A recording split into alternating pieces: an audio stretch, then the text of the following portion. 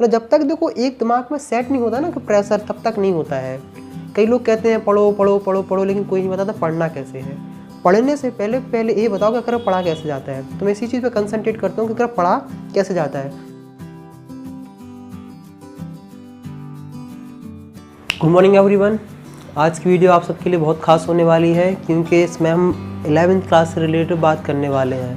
ज़्यादातर बच्चे 11वीं क्लास में परेशान होते हैं, क्या उन्हें पता नहीं चलता कि 11वीं क्लास की स्टडी करी कैसे जाती है, और दूसरे लोग भी ढंग से बताते नहीं, क्योंकि ढंग से सबको पता भी नहीं है। और जिसे पता, जो टॉपर होते हैं, कभी अपनी टिप्स एंड ट्रिक किसी को क्या शेयर नहीं करते, बहुत ही कम कुछ लोग ही शेयर करते हैं। जैसे अगर तुम बेसिकली अपनी क्लास में अगर किसी फ्रेंड से जो मतलब टॉप करता है, अच्छे मार्क्स आते हैं, उससे अगर पूछो कि भाई यार तुम कैसे पढ़ते हो, इतने अच्छे नंबर कैसे आते हैं, तो सबका यही होता है, सिंपल सा कहना है कि यार मैं पढ़ता नहीं हूँ, नंबर आ जाते हैं।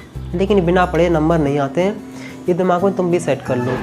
11वीं क्लास इसलिए खास होती है, 11वीं क्लास और 12th क्लास, इसके बाद ही तुम किसी कंपटीशन एग्जाम, जैसे को तुम जिसकी प्रिपरेशन कर रहे हो, जैसे NDA, एयरफोर्स, IIT, जिस चीज़ की प्रिपरेशन कर रहे हो, तो सिलेबस इंपॉर्टेंट है, लेकिन आपके घर तुम्हें पढ़ना नहीं आता। मैं एक बात तुम सबके दिमाग में क्लियर करने वाला हूँ कि जो भी सुन रहे हैं, तो इसको दूसरी जो YouTube पे वीडियो हैं उनकी तरह इसको ना लें, क्योंकि वो लोग कुछ भी बोल सकते हैं, हम कुछ भी नहीं बोल सकते, हमारी फर्क नहीं है। वो कुछ भी बोल सकते हैं, हम कुछ भी नहीं बोलते हैं। हम जो भी सोच के जो भी बात करते हैं, वो हम इसलिए जो भी बोलते हैं इसलिए सच होती है, क्योंकि हमारी जो वीडियो हम अभी बना रहे हैं, वो हमारे जो ऑफलाइन वाले स्टूडेंट हैं वो भी देखेंगे, और जिनको गूगल मीट पर टीच करते हैं उनको भी वो भी देखेंगे। अगर मैं यहाँ कोई झूठ बात या गलत बात या फिर हाइपोथेटिकल बात करके चला जाऊँगा, तो आखिरकार वो बच्चे मुझसे पूछ लेंगे कि सर ये वाली पॉसिबल यहाँ नहीं हुई, हम उसको आपने वहाँ जो बात बोली थी। मुझे इतना ध्यान में रखना पड़ता है, इसलिए मैं ज़्यादा रियल, ऑथेंटिक और सिंपल वे में कोई चीज़ समझाने की कोशिश करता हूँ कि कैसे क्या प्रिपरेशन करें। आज मैं आपको ऐसी टिप्स एंड ट्रिक बता दूँगा, टेक्निक बता दूँगा कि आप पढ़ाई में 11वीं क्लास में आप बहुत ही बेहतरीन हो जाएंगे। उसके लिए आपको थोड़ी सी मेहनत करनी पड़ेगी। तो चलो हम लोग डिटेल में सिंपली बात करते हैं कि 11वीं क्लास वाकई में इम्पोर्टेंट है या नहीं है। कुछ लोग कहते हैं बहुत इम्पोर्टेंट है, कुछ लोग कहते हैं बिल्कुल भी इम्पोर्टेंट नहीं। मैं दोनों ही चीज़ बताता हूँ। जो लोग कहते हैं कि 11वीं क्लास इम्पोर्टेंट नहीं होती है, उनका मैं पॉइंट व्यू बताता हूँ। अगर तुम 12th क्लास के बोर्ड पे कंसंट्रेट कर रहे हो, कि अगर तुम्हें सोच रहे हो कि हमें सिर्फ 12th क्लास का रिजल्ट अच्छा बनाना है, तो 11वीं क्लास उतना ज़्यादा इम्पोर्टेंस नहीं रखती है। सिंपल सी बात है कि अगर आपकी 11वीं क्लास बिगड़ भी जाए, मतलब थोड़ा बहुत सिंपल से आप अगर पास भी हो जाएंगे, तो 12th क्लास में आपका ज़्यादा फर्क नहीं पड़ेगा। इतना फ़र्क पड़ेगा कि आपको 12th क्लास में थोड़ी ज़्यादा मेहनत करनी पड़ेगी कुछ टॉपिक समझने के लिए, क्योंकि आखिरकार एक चेन सी ब्रेक हो जाती है, वहाँ से तुम्हें समझ में नहीं आएगा। तो 12th क्लास में थोड़ी मेहनत ज़्यादा कर लेते, लेकिन अगर तुम कवरअप करना चाहो और बच्चा अगर सिंसियर हो, तो 12th क्लास में वो कवरअप कर सकता है। क्योंकि कई बार ऐसा होता है कि 11th क्लास में हम मिसगाइडेड हो जाते हैं, किसी कुछ तबीयत में, कुछ भी हो सकता है कंडीशन, तो वो 12th क्लास में थोड़ी अगर एक्स्ट्रा एफर्ट डालोगे तो तुम्हारा वो कवरअप हो जाएगा, वहाँ कोई दिक्कत नहीं है। लेकिन अगर तुम किसी कंपटीशन एग्ज़ाम को क्रैक करना चाहते हो, अगर तुम चाहते हो कि IIT, NDA, एयरफोर्स, नीट, ये सब एग्ज़ाम अगर क्रैक हो, तो 11वीं क्लास तुम्हारे लिए सबसे इम्पोर्टेंट क्लास है। सबसे इम्पोर्टेंट इसलिए क्लास है क्योंकि तुम्हारे पास 12 के 12 महीने, मतलब पूरी साल तुम्हारे पास होती है कंपटीशन को देने के लिए। 12th क्लास में जो तुम्हें बोर्ड का प्रेशर रहता है, यहाँ 12th में तुम्हें बोर्ड का प्रेशर नहीं रहता है, इसलिए तुम 11वीं क्लास बहुत ही बेहतरीन तरीके से प्रिपेयर कर सकते हो। लेकिन आखिरकार बात है कि हम पे प्रिपरेशन होती नहीं, क्योंकि जब तक एक्सटर्नल फोर्स नहीं होता तब तक वर्क नहीं होता है। सिंपल सा फिजिक्स का लॉ सब लोगों ने पढ़ रखा है। अगर फिजिक्स जिसने मुझसे पढ़ी तो मैंने नहीं बताया होगा कि जब तक तुम पे एक्सटर्नल फोर्स नहीं लगता है, तब तक तुम वर्क नहीं करते हो, और जब तक वर्क नहीं कर, जब डिस्प्लेसमेंट नहीं हो, तब तक तुम्हारे इफेक्ट रिजल्ट देखने को नहीं मिलेगा। आखिरकार ये करना कैसे है, तो मैं तुम्हें बताऊंगा क्या कर पढ़ाई करनी कैसे, पूरा सिंपल, बहुत सिंपल सा बस पॉइंट अभी आने वाला हूँ, बस थोड़ा सुन लो ताकि एक रिलेट कर सको तुम अपनी लाइफ से। ये वीडियो आपकी लास्ट वीडियो होगी इस टॉपिक पे। इसके अलावा आपको ज़िंदगी में कभी भी 12th क्लास में 11th क्लास की तुम्हें कोई भी टिप्स तुम्हें देखने की ज़रूरत नहीं पड़ेगी। 11th क्लास हैंडल करनी कैसे है। 11th क्लास में सबसे ज़्यादा जो इंपॉर्टेंस रखती है सेल्फ स्टडी और सेल्फ का डिसिप्लिन। अगर तुम में डिसिप्लिन है पढ़ने के लिए, तो तुम तब ही 11th क्लास ढंग से अच्छे से पढ़ सकते हो, बेहतरीन तरीके से। तो आखिरकार तुम में सबसे पहले डिसिप्लिन होना चाहिए, अपने कोई भी जो टारगेट है उसके लिए डेडिकेटेड होना चाहिए, मतलब उससे तुम्हें टारगेट अचीव करना है। सेल्फ स्टडी इसलिए खास होती है ताकि जब तक तुम में अंदर से नहीं आएगा कि हाँ यार हमें कुछ करना है, तब तक शायद तुम कुछ भी नहीं करोगे। तो अब जो हम बात करते हैं कि मेन जो एकेडमिक बात है, फिर पढ़ाई करनी कैसे है। सबसे पहला जो काम तुम्हें करना है कि सबसे पहले तुम कोई भी टॉपिक पढ़ो। वैसे मैं बता चुका हूँ कि एनसीईआरटी कैसे पढ़ते हैं, स्टडी टिप्स भी 2 वीडियो बना चुका हूँ, काफ़ी अच्छी हैं, उनको ज़रूर जाके देखें ताकि बेनिफिट बहुत ज़्यादा मिलेगा। तो हमने पहली बताई है कि अगर मान लो सिंपल, जैसे मान लो तुमने कोई टॉपिक पढ़ा, जैसे तुमने सिंपल से हमने मान के चलते हैं कि तुमने मोल कॉन्सेप्ट स्टडी करी, तो हमने कहा चलो तुम मोल कॉन्सेप्ट पढ़ रहे हो, हमने चलो मोल कॉन्सेप्ट पढ़ते हैं। मोल कॉन्सेप्ट जैसे तुमने पढ़ा तो सबसे पहले एक तुम्हारे पास कोई थ्योरेटिकल बुक होनी चाहिए जिसमें थ्योरी और क्वेश्चंस हो, जहाँ से तुम वो कॉन्सेप्ट पढ़ सको। तो तुम अपने स्कूल से कोई रेफरेंस बुक भी मान सकते हो, या फिर जैसे कोई बुक्स भी होती है उनमें सब कुछ इन्वॉल्व होता है, या फिर अपने सीनियर से भी बात कर सकते, पूछ सकते हैं कि उनके लिए कौन सी किताब सही रहेगी। तो इसका मतलब तुम्हें एक ऐसी बुक चाहिए जिसमें उस टॉपिक से रिलेटेड थ्योरी, जहाँ से तुम पूरा समझ सको। 1000 किताबें खरीदने कोई नहीं होता है, किताब एक खरीदो, अच्छे से एक खरीद लो, बहुत हो जाता है। तुमने क्या किया, उसके कॉन्सेप्ट से पढ़ लिया, फिर उसके बाद तुम उसके सबसे पहले क्या सॉल्व करो, एग्जाम्पल। अनसॉल्व क्वेश्चन पहली बार में सॉल्व नहीं करना, नहीं तो तुम्हें इतनी नफरत है, इतना डर हो जाएगा उस क्वेश्चन से, उसको लाइफ में तुम कभी छुओगे भी नहीं। ये अक्सर लोग गलती कर देते हैं कि वो डायरेक्ट पढ़ते जाते हैं और डायरेक्ट क्वेश्चन लगाने, मतलब पहले सॉल्व करना है। कई लोग जो गलती ऐसी करते हैं, तुम लोग शायद कर रहे होगे कि रीड करते जाते हैं चैप्टर, लेकिन तुम क्वेश्चन नहीं लगाते। क्वेश्चन लगाने में बच्चे इतराते हैं, मज़ा नहीं आता ना, क्योंकि पहली बार में क्वेश्चन होते नहीं हैं। तो सबसे पहले तुम्हें कोई टॉपिक पढ़ना, उसको तुम्हें एग्जाम्पल पेन एंड कॉपी से सॉल्व करना है। ऐसा नहीं कि देख के कहने लगो आ गया आ गया आ गया, और फिर पेपर में कहते कि आ गया। पहली बात है कि एग्जाम्पल को हूबहू उतार दो तो भी कोई बुराई नहीं है, लेकिन उसे एक बार पेन एंड कॉपी सबसे एक बार लिख के देखो। पहली टिप्स कि आपको पढ़ाई करनी है, फिर उसके बाद एग्जाम्पल लगाने हैं। जिस भी कंपटीशन एग्जाम की तुम प्रिपरेशन कर रहे हो, जैसे मान लो जो भी तुम्हारा टारगेट है, जिस चीज़ की तुम प्रिपरेशन करने चाहते हो, तो उस टाइप के उसके क्वेश्चंस लगाओ। जैसे प्रीवियस ईयर के जो क्वेश्चंस होते हैं तुम वहाँ उसके सॉल्व करो। जैसे मैंने बताता हूँ कि अगर मान लो नीट की कर रहे हो, तो नीट के जो प्रीवियस ईयर के क्वेश्चंस होते हैं रेफरेंस बुक में, उनमें दिए रहते हैं कि 2002 में 3 में, उनको सॉल्व करो। मैं मानता हूँ कि 10 में से सबसे पूरे सॉल्व नहीं होते, मुश्किल से 6 या 7 जितनी भी हुए सॉल्व कर लो। जो तुमसे क्वेश्चन नहीं हुए उन क्वेश्चन को सर्कल लगा लो, और फिर उनका तुम सॉल्यूशन देखो, और सॉल्यूशन से दोबारा एक बार अब जो सॉल्यूशन देख के तुम करो, कोई बात नहीं, एक बार पेन एंड कॉपी चल जाए आ गया है। फिर इतना तुमने काम कर लिया, एक बार तुमने एग्जाम्पल लगाया बुक के, दूसरी बार तुमने कंपटीशन एग्जाम में क्वेश्चंस लगाए, दूसरी बार।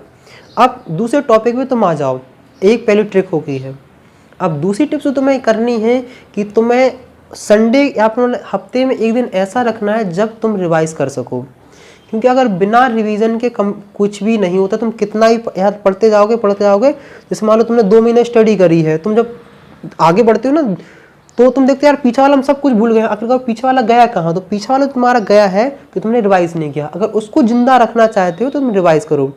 जैसे संडे से लेकर सैटरडे तक तुम दम से पढ़ाई करो, जितनी पढ़ाई करो पढ़ करो।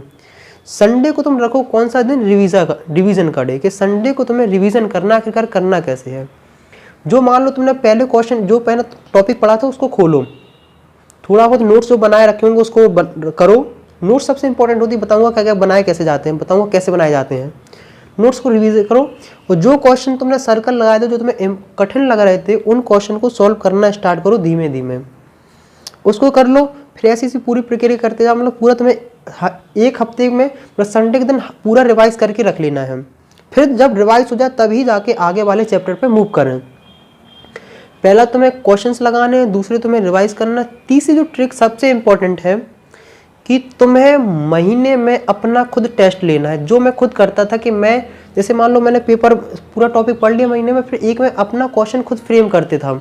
जैसे मान लो कि 20 क्वेश्चन मैंने सेलेक्ट कर लिए, जितना पढ़ चुका हूँ 20 क्वेश्चन बनाता था, और उसको मैं टेस्ट बनाता था। आखिरकार 1.5 घंटे 2 घंटे में मुझे जितना सॉल्व करना उसको मैं सॉल्व करता था, फिर खुद ही उसकी मैं मार्किंग करता था, पूरा हो जाता। लेकिन कई लोग ऐसे होते हैं, कई लोग में ये वाली प्रोसेस नहीं होती, तीसरी वाली। तो कई लोग अपने से सेल्फ नहीं होता कि आखिरकार कैसे क्या क्वेश्चन फ्रेम करें, समझ में नहीं आता, कुछ नहीं आता है। तो इसके लिए मैं सबसे इंपॉर्टेंट बताने वाला हूँ कि आपके दोस्त आपकी बहुत ज़्यादा हेल्प कर सकते हैं। तुम कहोगे दोस्त से कहेंगे पेपर बना, वो पेपर नहीं बनाएगा, सिंपल सी बात है। तुम्हें क्या करना है, जो क्वेश्चन तुम्हें कठिन लगते हो, जो तुम्हें समझ में नहीं आते हो, या फिर जिनमें तुम्हें चैलेंजिंग क्वेश्चन करने हो, कि जैसे मान लो तुम्हें किसी फ्रेंड को चैलेंज करना है, तुम एक क्वेश्चन लो, 10 फ्रेंड को सर्कुलेट कर दो।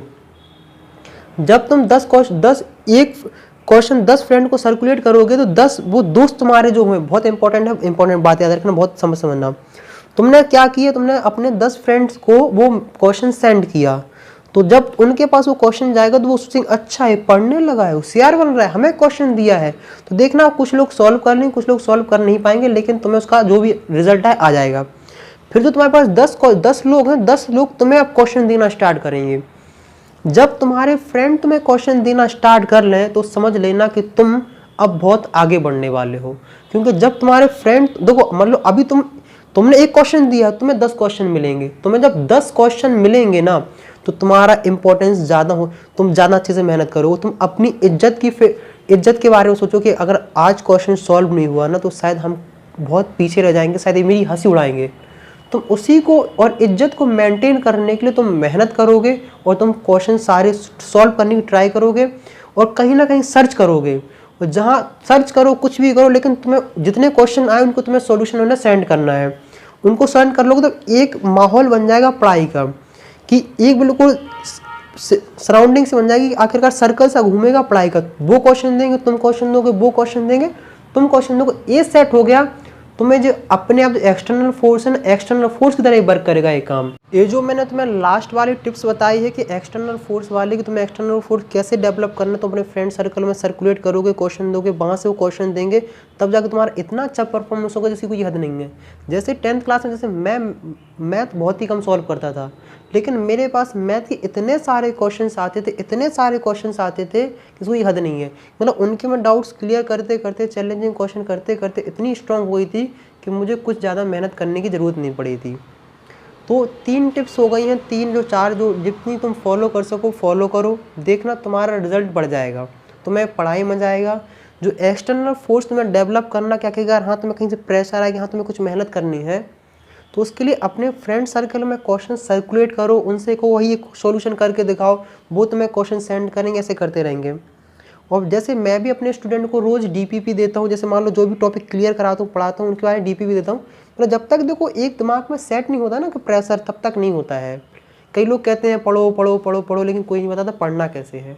पढ़ने से पहले ये बताओ कि अगर पढ़ा कैसे जाता है। तो मैं इसी चीज़ पर कंसंट्रेट करता हूँ कि अगर पढ़ा कैसे जाता है।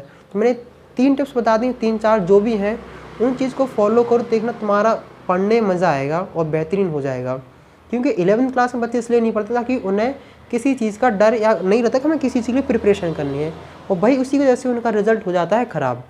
तो अगर तुम्हें मेरी बात अच्छी लगी हो या फिर लगता है कि मैंने कुछ आप तुम्हारी लाइफ में कुछ चेंज या वैल्यूबल बात बताई है, तो अपने फ्रेंड सर्कल में शेयर करो, ताकि एक पढ़ाई वाला माहौल बन जाए तुम्हारा फ्रेंड सर्कल में। क्योंकि इन्वायरमेंट बहुत कुछ डिसाइड करता है आपको किसी चीज़ में सक्सेस होने के लिए। जैसा आपका इन्वायरमेंट होगा वैसे ही आप बनेंगे। जैसे है ना कि आखिरकार शेर का बच्चा गधे के बच्चों में छोड़ दो तो गधी बच्चा बन के निकलेगा। तो इन्वायरमेंट का बहुत ज़्यादा फर्क पड़ता है। तो आप जब स्टडी वाली चीज़ें सर्कुलेट करोगे, वीडियो शेयर करोगे ना, तो आपको स्टडी वाली ही मिलेंगी। अगर तुम सिंपल से मीम्स या जोक्स शेयर करोगे तो फिर जोक्स ही तुम्हें लौट के आएंगे। तो अगर स्टडी वाली करनी चाहते हो, पढ़ाई करना चाहते हो, तो अब तुम्हें देखो एक स्टेप तुम्हें लेना पड़ेगा। जब तक तुम स्टेप नहीं लोगे तब तक तुम्हारी लाइफ में तो चेंज नहीं आएगा। इतना सा स्टेप लो कि तुम क्वेश्चन सर्कुलेट करो, बस क्वेश्चन सर्कुलेट करो, देखना अपने आप सारा पढ़ाई का माहौल बन जाएगा। और वीडियो अच्छी लगे तो अपने फ्रेंड सर्कल में शेयर करो, ताकि वो भी इस चीज़ के बारे में जाने और तुम लोग एक ग्रुप बना के अच्छे से पढ़ सको। और कभी भी दिमाग में सेट कर लेना कि कभी भी अकेले पढ़ाई नहीं कर पाओगे। तुम सोचोगे अगर हम सिंपल सी खुद पढ़ते रहो कामयाब हो जाए, नहीं। स्कूल लेवल में तुम कामयाब हो जाओगे, लेकिन कंपटीशन जो इंडिया लेवल पे होने वाला है उसमें तुम्हें बहुत दिक्कत आने वाली। तो ये समझो कि तुम्हें सर्कुलेट करना है, शेयरिंग पे तुम्हें बिलीव करना है। तो मुझे उम्मीद है कि तुम्हें इतनी बात समझ में आ गई होगी, अभी तक सुन रहे हो। तो अपने फ्रेंड सर्कल में वीडियो ज़्यादा से ज़्यादा शेयर करो। सोशल मीडिया जहाँ भी आप शेयर कर सको, जैसे फेसबुक, व्हाट्सअप, इंस्टाग्राम, टेलीग्राम, जहाँ भी शेयर कर सको वहाँ शेयर करो, ताकि बात ज़्यादा से ज़्यादा दूर तक पहुँचे और ज़्यादा से ज़्यादा समझ में आए। तो अगर अच्छी लगी बात तो लाइक करो।